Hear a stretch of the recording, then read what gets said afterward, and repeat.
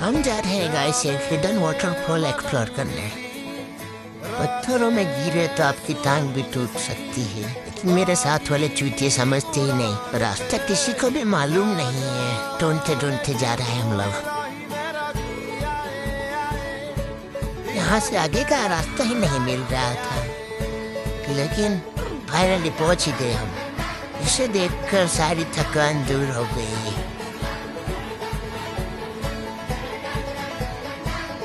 हम जाने वाले वाटरफॉल के ऊपर, वहाँ सामने है। वहाँ से बहुत अच्छा व्यू मिलेगा, दिखाता हूँ। ये देखो, है ना बढ़िया व्यू। और ऐसे व्लॉग देखने के लिए चैनल को सब्सक्राइब और लाइक कर देना guys. Thank you for watching.